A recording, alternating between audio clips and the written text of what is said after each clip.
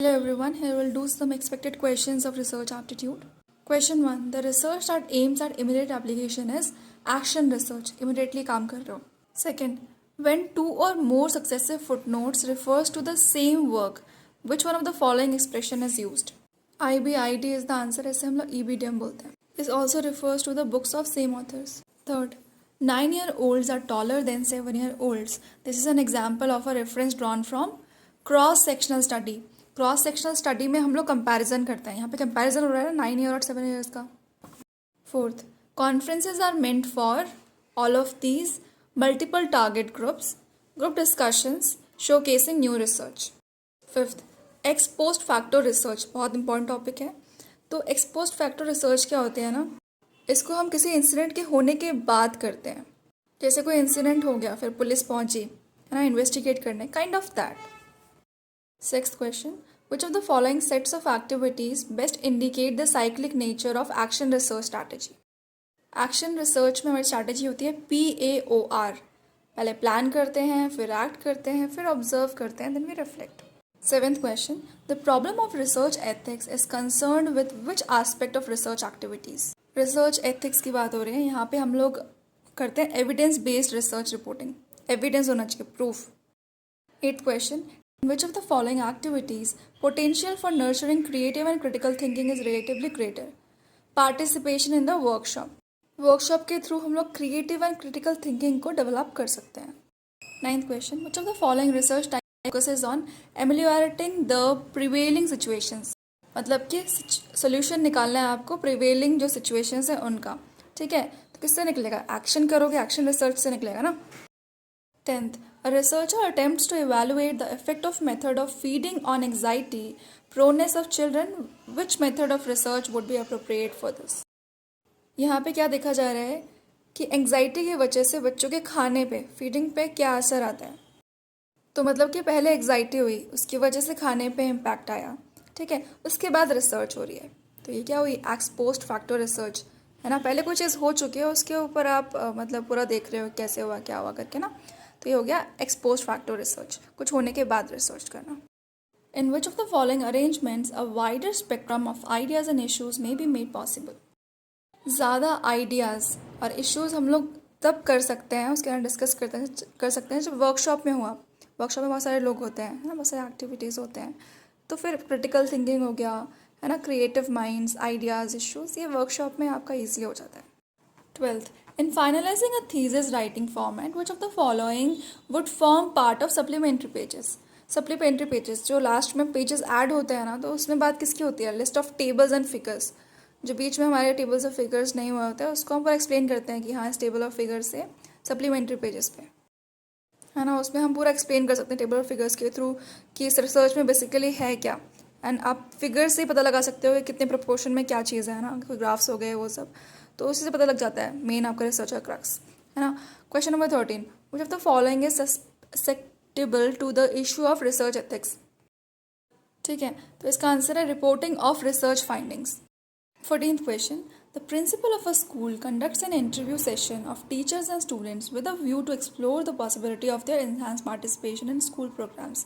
This endeavor may be related to which type of research? Action research है ये. यहाँ पे क्या हो रहा है?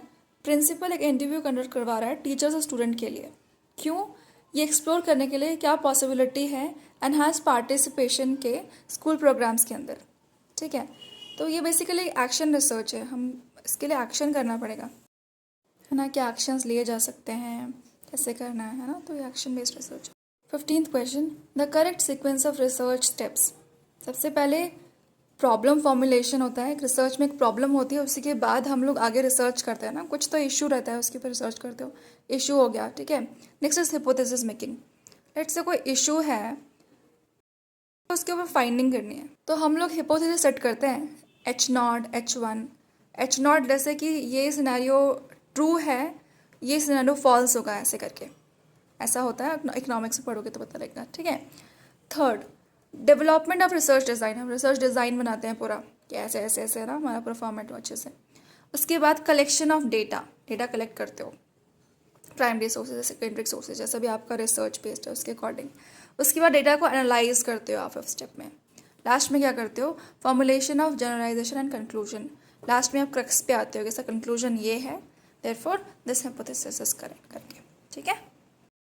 16th, in qualitative research paradigm, which of the following features may be considered critical? कौन से जो फीचर्स हैं उसको हम लोग इम्पॉर्टेंट कंसीडर करते हैं क्वालिटेटिव रिसर्च में? तो ये है data collection with bottom up empirical evidences, जब हम लोग नीचे से ऊपर की तरफ जा रहे हैं तो वो वाला हमारा एम्पेरिकल एविडेंसेस, ठीक है। Question number 17, from the following list of statements identify the set which has negative implications for research ethic. Negative implications किस किस से होता है रिसर्च एथिक्स में? पहला है relative studies are cited without proper references. अगर प्रॉपर रेफरेंसेस के बिना अगर आप स्टडी करोगे तो फिर वो नेगेटिव रहेगा ना, उसका पॉजिटिव रिजल्ट तो आएगा नहीं, कुछ ना कुछ गड़बड़ रहेगा, है ना। वैसे ही conduct of practitioner is screened in terms of reported research evidences. Third, both policy making and policy implementing processes are regulated in terms of preliminary studies. 18th question, a research intends to explore the effect of possible factors for the organization of effective midday meal interventions. Which research method will be most appropriate for this study? Ex post facto method. देखो यार, देखो mid day meal जो already चल रही थी उसके ऊपर add on करने की बात हो रही है, ठीक है। पॉसिबल फैक्टर्स जो ऑर्गेनाइज कर सकें इसको प्रॉपरली, तो एक्स पोस्ट फैक्टर रिसर्च है, ऑलरेडी कोई चीज़ हो चुका है उसके ऊपर आप ना उसको रिव्यू कर रहे हो, तो फिर ये एक्सपोज फैक्टर रिसर्च है कुछ होने के बाद, ठीक है। 19th, the format of thesis writing is the same as an dissertation. मैं जब मास्टर्स में थी ना वहाँ पे डिजर्टेशन करवाया गया था हम लोग को, बिल्कुल आपको होता है ना कि रिसर्च की तरह रहेगा, रिसर्च पेपर लिखते हो वैसा ही रहेगा। तो ये कि मतलब एक सैम्पल की तरह आप समझ लो उसको, आपकी प्रॉब्लम रहेगी, आपका हाइपोथेसिस रहेगा, आपका डेटा कलेक्शन रहेगा, आपका डेटा एनालिसिस रहेगा, conclusion, it's a sort of research. 20th question, the objectivity of the research can be enhanced through all of these, through it's reliability, through it's validity, through it's impartiality, ठीक है। Research का objective है उसको आप enhance कर सकते हो reliability, validity और इम्पार्शियलिटी के वजह के साथ, ठीक है। 21st question, the assumptions are formulated on the basis of cultural background of a country. Question number 22. The research work is not influenced by curse of researchers. इस टाइप की चीज़ें, रिसर्च वर्क आपसे कुछ गड़बड़ होगी तो इन्फ्लुएंस हो सकता है, डेटा में कुछ गड़बड़ होगी तो इन्फ्लुएंस हो सकता है, इस टाइप की एक्टिविटीज़ है, मगर किसी और के इंटेंशन से वो सब ना वैसे नहीं होता रिसर्च इम्पैक्ट, ठीक है। Question number 23. The advantage of synopsis is all of these. Synopsis show करता है way of research, okay, and it visualizes the various difficulties related with different steps of research. जो भी डिफ़िकल्टीज आती हैं related to the steps of research उसको visualize करता है। और क्या करता है ये, it helps in planning various steps of the research. Research के जो वेरियस स्टेप्स हैं उसको प्लान करने में हेल्प करता है, ठीक है। तो सिप्नोसिस क्या समझ में आया? सिप्नोसिस शो करता है वेज ऑफ रिसर्च, है ना, और ये क्या करता है, ये विजुअलाइज करता है डिफ़िकल्टीज़ को जो आती है हमारे रिसर्च करने पे, रिसर्च के स्टेप्स में, ठीक है। और क्या करता है, इट हेल्प्स इन प्लान करने में वेरियस स्टेप्स ऑफ रिसर्च, जो अलग अलग स्टेप्स हैं रिसर्च के उनको प्लान करने में भी हेल्प करता है। याद रखना सिप्नोसिस, ठीक है। Next 24. Hypothesis is all of these. Hypothesis is a thoughtful statement. It is also a forwarding statement. It is a temporary solution. Question 25. The research problems available in the field of philosophy are called philosophical problems. 26th question. Purposive sampling will be based on a scientific objective of sampling procedure. Purpose से sampling कर रहे हो, एक purpose से sampling कर रहे हो, है ना, तो बहुत इंपॉर्टेंट चीज़ होगी साइंटिफिक ऑब्जेक्टिव। आपका पूरा साइंटिफिक ऑब्जेक्टिव होगा कि हाँ ऐसा क्यों है, क्या है करके ना, उसके ऊपर पर्पस है इसको पूरा फाइंड आउट करना।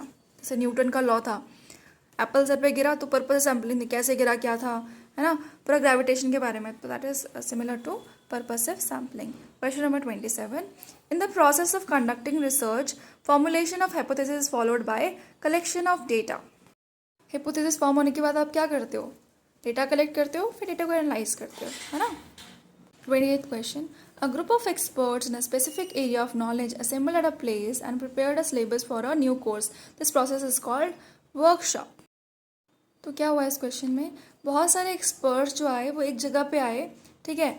उन लोगों ने मिल के ब्रेनस्टॉर्मिंग की, अपने जो भी आइडियाज़ थे, अपना जो भी उन्होंने बोलना था ना, अपना सिलेबस फॉर्मुलेट करने के लिए, इसमें अपने आइडियाज़ थे, उन लोगों ने मिल के ना एक सिलेबस फॉर्मुलेट किया एक नए कोर्स के लिए।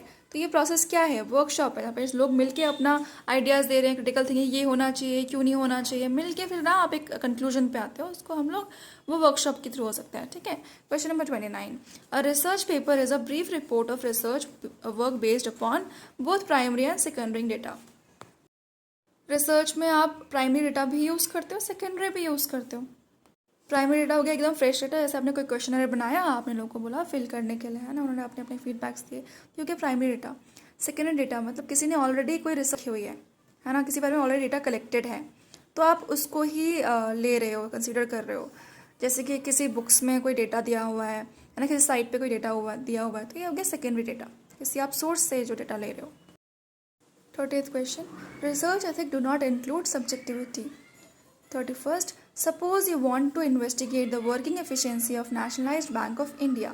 Which one would you follow? Sequential sampling. Thank you.